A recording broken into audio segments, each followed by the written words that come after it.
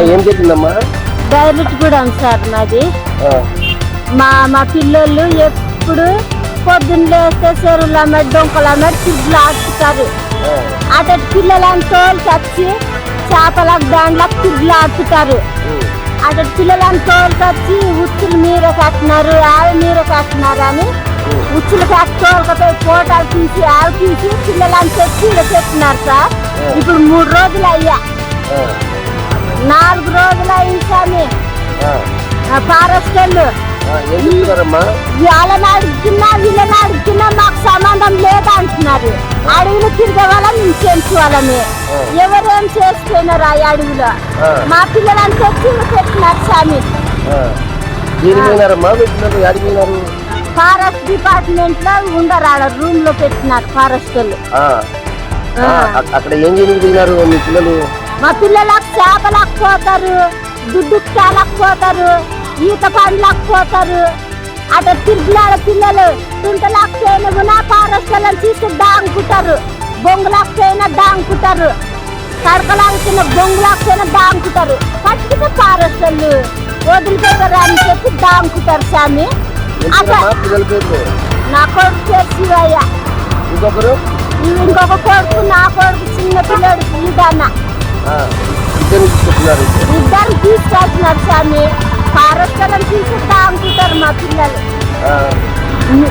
అమ్మే ఈ రోజుకి 4 రోజులు అయ్యా, పిల్లలని కొట్టుకున్నారు, చేస్తున్నారు. దాని పరిష్కారం ఏం చేయండి అని నేను అడిగితే పట్టుకొచ్చిన వాళ్ళు మాకు సంబంధం లేదు, మాకు సంబంధం లేదు అంటున్నారు.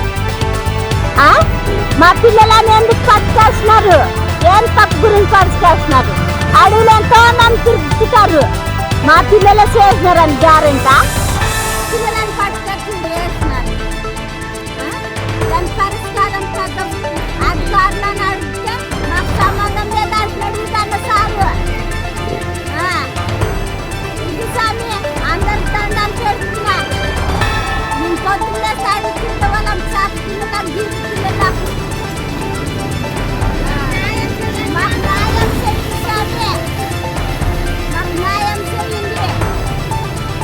ఏమ్మా ఏం జరిగిందమ్మా?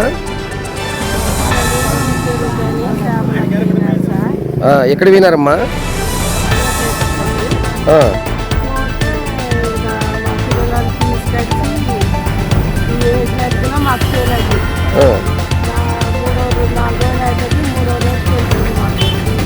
ఎవరమ్మా? ఏం పేరు పిల్లలు? ఎంత వయసు అమ్మా వాళ్ళకి?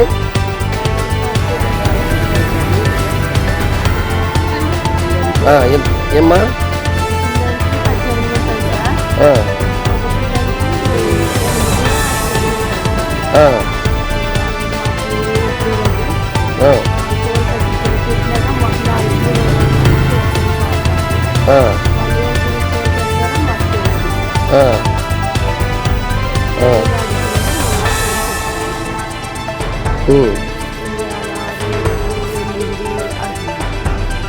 అంటే ఏమైనా కేసు ఉందంటమ్మా?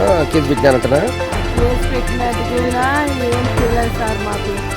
చెప్పలేదు, మీకు చెప్పలేదు?